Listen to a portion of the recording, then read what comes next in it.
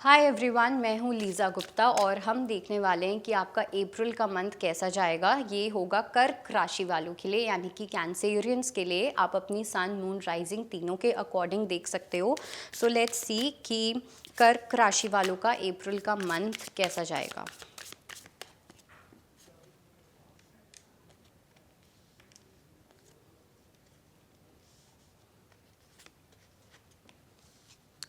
बहुत सारे major cards.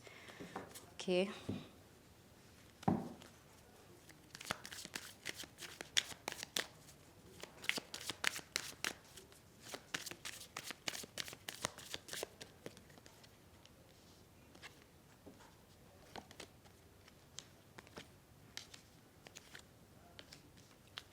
Okay. So काफ़ी सिमिलर और कंफर्म मैसेजेस आए हैं मुझे। सबसे पहली चीज़ तो ये कि किसी चीज़ के अंदर आपको क्लोजर चाहिए अपनी लाइफ में। आप चाह रहे हो कि आपकी लाइफ का जो एक चैप्टर है वो कम्प्लीटली क्लोज हो जाए, ठीक है, बट वो चीज़ हो नहीं रही है। Why is it not happening? आप शायद से स्टेप्स ले रहे हो उन चीज़ों को लेके, बट आप उतने ही स्टेप्स ले रहे हो जो कहीं ना कहीं आपके लिए कन्वीनियंट है। ओके, आपको बोला जा रहा है कि आपको अपने कंफर्ट जोन से बाहर निकलना है। एंड कंफर्ट जोन से बाहर निकलने का ये मतलब नहीं है कि झेलते जाओ हो रहा है। कंफर्ट जोन से बाहर निकलने का मतलब है जब आप किसी चीज़ को झेल रहे हो तो आप में इतनी हिम्मत होनी चाहिए कि आप उसका सल्यूशन पे भी वर्क कर सको।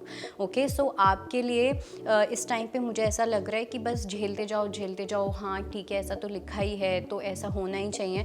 This is a very slow approach. Okay, आप इस पैटर्न को कैसे शिफ्ट कर सकते हो, आप इस पैटर्न को कैसे ब्रेक कर सकते हो, इस चीज़ पे फोकस करना बहुत इंपॉर्टेंट होना चाहिए for the month of April.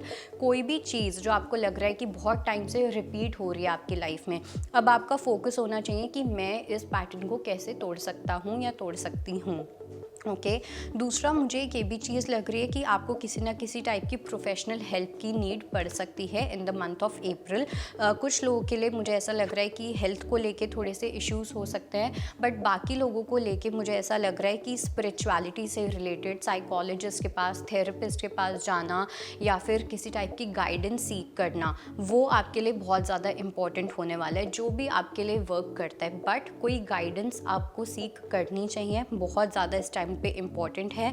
और जो भी वो पर्सन आपको गाइडेंस दे, आपको उस गाइडेंस को मानना भी है। अगर आप चाहते हो कि आपकी लाइफ में कोई इंस्टेंट शिफ्ट आए, जल्दी कोई शिफ्ट आए, तो आपको मानना पड़ेगा। बिकॉज मुझे ऐसा लग रहा है कि आप बहुत ही लिमिटेड बिलीफ सिस्टम के साथ चल रहे हो। जो होना है वो तो होगा ही, जो होना है वो तो होगा ही, ऐसा नहीं है। हम बहुत सारी चीज़ों को अगर इतना बड़ा कर्मा है तो उसको हम इतना भी कर सकते हैं, उस जिसकी अलग अलग अप्रोचेज़ होती हैं, वेज़ होते हैं। ओके, तो कहीं ना कहीं आपको उस गाइडेंस की मुझे यहाँ पे नीड लग रही है if you want to have a change in your life. Next, I also feel we have wheel of fortune. मुझे ऐसा लग रहा है कि आप वो हेल्प लोगे, ठीक है, आपको वो जो भी गाइडेंस मिलेगी आप उसको फॉलो भी करोगे, क्योंकि एक वो ब्रिम पॉइंट आएगा जहाँ पे आपको वो चीज़ करनी ही पड़ेगी। ओके, उस गाइडेंस को आपको मानना ही पड़ेगा। एंड देन आई फील कि फाइनली आपका जो वो वाला चैप्टर है वो क्लोज होगा। तो अप्रैल 15-16 के टाइम में, 14 से लेके 17 तक का जो टाइम होगा, वहाँ पे ऐसा लग रहा है कि कोई चीज़ क्लोज होके आपकी एक न्यू साइकिल स्टार्ट होगी। ओके, और मुझे ना साथ में एक ये भी चीज़ लग रही है कि बिल्कुल भी चालाकी करने की नीड नहीं है। बिकॉज़ क्या होता है कि दो वेज़ होते हैं किसी भी चीज़ को पाने के। एक होता है शॉर्टकट, है ना, एक होता है लॉन्ग वे। तो शॉर्टकट में यूजुअली हम स्मार्ट वर्क की जगह हम कुछ ना कुछ चालाकी करते हैं, बहुत ज़्यादा क्लेवर बनने की कोशिश करते हैं, बट वो चीज़ हमारे लिए और ज़्यादा पोस्टपोन ही कर देती है।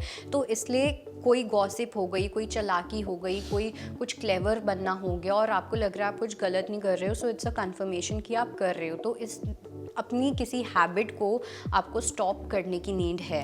Okay, then we have 3 of wands and we have postponement. थोड़ा सा मुझे ऐसा लग रहा है कि आपके ट्रैवल्स में या तो कुछ डिलेज आ सकते हैं।